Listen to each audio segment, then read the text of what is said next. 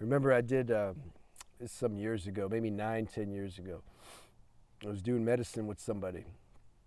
He was working with me a little bit, and we were sharing some things, and he came into a really strong awakening after the medicine. But then the mind and the ego took it, hijacked it. I call this the Messiah complex. We all have our, challenges to work through. This is one of them.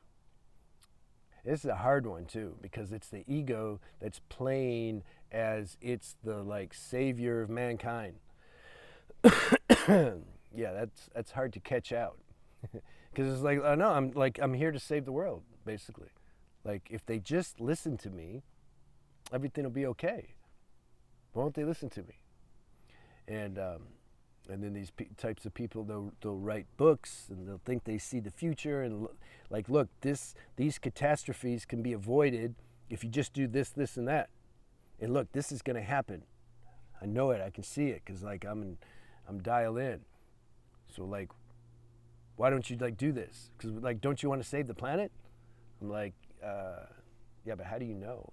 What do you mean, man? I'm getting the downloads from the universe, and that's it. Don't you see it? It makes sense. I don't want to get too specific, because anonymity. So that's a more extreme form that can take. But there's a bunch of people. I've shared this before. Muji had a satsang in India maybe 7, 8 years ago.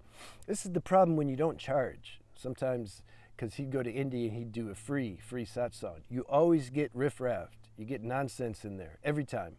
And then the satsangs where he charged, there was never any problem. I mean, you get some people that want to demonstrate their spirituality and all that, but that's okay. You just don't look at them. But you don't have people trying to disrupt your satsang. That's why even if I was a millionaire, I'd still charge if I have satsang. There's something. Money is good in more than just one way. So they had this guy came up, and he took the little kid with him to the podium, and then he wrote a letter and pretended it was from the kid. He said, "Oh, I'm hungry, and will you help us?" And then Muji handled it though. You can't call out a being who's grounded on a deep level of truth. I know some will disagree and say he does things with the girl. I don't know, man. But you can't somebody who's really, you can't catch out somebody who doesn't have an agenda. And so he was trying to catch Muji out, and Muji took care of him, handled him. But he basically said, why are you crashing my satsang with your projections? He says, there's millions of ways to help people. Yeah, there's kids hungry, there's people hungry, and there's people who are incarcerated wrongly. There's kids and women and children in abused family situations. Human trafficking, drug trafficking. I mean, we can go on and on. There's so many things. So it's if you feel something in your heart, okay, go do your thing, but don't. And this is what I'm trying to say. Don't imagine that somehow your idea of how you can help the world is going to be, that's the main thing. I've found this is the most important thing. It might be the most important thing for you. So go do that. Because this guy was also cutting down. Oh, I've seen this more than once too. It's you all just sitting in a group, talking about the self, and there's people are out there suffering and dying and starving and all that. What are you doing? Yeah, so there's that mentality that plays. But here's the truth. It's if I haven't recognized, if I'm living from mind and projections, if I haven't dialed in to this inner guidance, this inner stability, if that's not what's guiding me, if it's rather mind that's guiding me, then it really doesn't matter what I do. I'm going to be creating some mischief or some trouble, even in the name of helping people. But God still uses those people still to help people. God uses everything. You can't miss. God's running the show. God's feeding the people and doing everything via human instruments. This is why this really helps. When I ponder this, I realize my unimportance. Somebody starts to think they're super important, or somebody's talking about somebody else. Oh, this person was so important. Look how many people he helped or she helped. I'm so glad they didn't die. If they died, God would just replace them. God's running the show. He can do anything he wants. He can channel this knowledge through anybody. It's not like, oh, no, but me, though. I love contemplating that because it cracks the ego. When you crack the ego, there's humility. Where there's humility, there's serenity and peace. That's the name of the game. So, and then you don't care. You don't care about proving anything to anybody. You don't care how much attention somebody's giving you. You're not thinking about it. You're not counting the amount of people that revere you. That's all ego. So when you're dialed in, that power, then that will tell you who to help, how to help, in what form to help. It will tell you all that.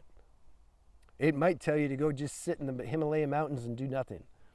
And then somebody's mind, well, they're not helping anybody. You don't understand how things work. Help can come in all different ways. Their vibrations that they emanate could be helping more than somebody who's like going around feeding 1,000 people or 1,000,000 people. Like, we don't know how it works. You see how broad this game is? Like, when the mind tries to understand this mystery of how life works, it just falls short so bad, man. What was I going to say about this other thing, though? Darn, I was going to say something. Maybe it'll come back. So,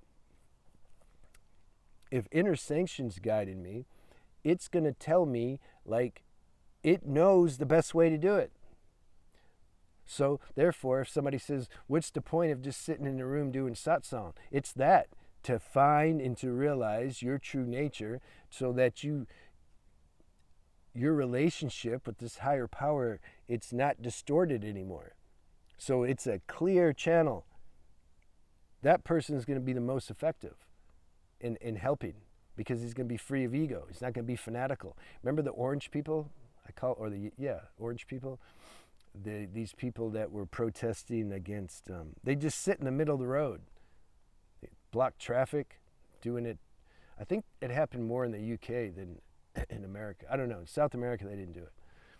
They just all just lay in the road, block traffic because they're wanting to save gas, or I don't remember what their agenda was. Okay, they think they're doing the right thing. But do you see the consequences of that? There were people trying to get to the hospital because their kid was really sick or whatever. They didn't care. They're like, no, I understand. This is what they said. Because some of the people, they get out of the car and just drag them out of the street. And then some of the people would ask them, like, what are you doing, man? Like, how do you think this is helping? You're blocking thousands of people they can't even go to work to make money. I understand. It's hard right now, but in the end, you're going to see, like, this is going to work. Totally caught up in their projection of what they think needs to be done. That's my point. That's what I'm trying to drive home. If we're stuck in ego, we're missing such a big picture, but imagining we're seeing things clearly. And people also do things like this because they need an identity. They feel, I belong to something now. I'm helping, and even better than that, I'm helping, like, for the good of the world. Finally. An identity that's meaningful. It's like done for identity. Like that's why I made that video. Are you comfortable being nobody? Are you grateful to be nobody? Because we are nobody. Nobody meaning minus the ego, get rid of all the projections and goals and forecasts and, I want to save the world. Get rid of all that. Deep sleep. But not in deep sleep. you're free of all that. You're like, just, damn, I'm nobody. Then Spirit can use you in actually help the world somehow. Like Jesus. Jesus was absolutely nobody. He did not set out or intend to have the effect that he had and continues to have. New Christians being born every day. He had no idea. And he didn't take any pride in it. None of these greats did. Muhammad or Krishna or Yogananda, they were absent of ego in their own personal projections, and then God used them in the highest way. So do you see, this is how you benefit the world if you're going to help the planet. You help the planet when you stop obsessing about helping the planet or saving the world. One has to realize their self, realize the self. It's not like yourself, the self, pure self. And then in that realization, whatever you're supposed to do, how God, your true destiny will be revealed to you. Until then, it's like we're just playing games, man. We're running our life. It's the mind and ego trying to run its life. If everything just stays the way I want it to stay, everybody does what they're supposed to do, life will be great. And it never works like that. You know how many of these organizations that are just overly fanatical about some good cause, how much war goes on in there because people are doing what they want and they're too fanatical about it. Don't you see, like, this is the best thing to do. If you don't agree, I have to hurt you. I have to hurt you in the name of, like, the good of the whole. Sorry. This is how it gets justified. So relax about it. Relax. If you have that urge to help, let intuition guide you and help on a level, like help however the life force wants to help, go ahead and help. But the real help, again, is the more awake we get, the more of a God can use this vessel in the most helpful way. There's just no way around that. See, people like to bypass that and say, yeah, I'm already awake, but now let's get down to the real stuff. They're still deeply trapped in creation. Remember, this is a big dream on a certain level. There's always going to be, what are you going to help everybody and that's it? And then we're done? There, I've helped all 8 billion people. Yeah, there's another 8 billion right behind them. And on and on and on and on. And some people don't want help. Their role is to destroy your crusade of helping. This is the game, this show we're in. So you understand, you got to let all that go. Like, it's just too complex and crazy. And then let Spirit guide you. And then maybe you were, Spirit put together, this is good, put together a nice project, gave you the intelligence and wisdom how to build this nice project, and now you're getting ready to help a bunch of people, and then a terrorist bombs it with a missile. You lose all your money, your last 2 years of, blood and sweat and work that you put into this to help people, and it's like, God, why did you, what happened? That's a heavy lesson, isn't it? Because you had identity with it. God can create something else. He can create something even better than that. There's been many examples of that, biographies from so-called great people who, man, they were tested. And they didn't give up. And then what they thought was the worst thing turned out, God did something to outshine that even. We have to understand and remember this. God's running the show. If something got destroyed, it's because God allowed it somehow, based on laws of karma and laws of everything else. And I know then the questions come, well, then why Israel and Palestine? Man, that is such a complex subject. Yeah, but you say it's supposed to happen? Everything's supposed to happen. I asked once my mentor when I was 16, what's God's will? He says, anything that happens. Just because my mind can't understand it doesn't mean it wasn't supposed to happen. There's a saying that says God either is or he isn't. That means there's no accidents. Everything has to happen in its perfect way. There's a reason why it's happening. If nothing else, to expiate karma from a person's being so that then they're more free. Yeah, that might be some suffering to to undo whatever needed to be, whatever they were holding.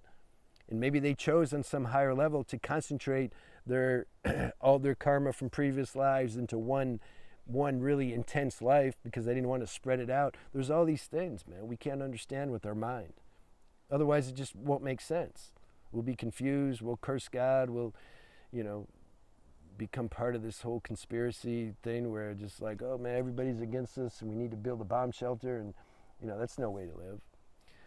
Look, this planet's not your home. This body's not you. Okay? It's like high school. It's a temporary school that we're in.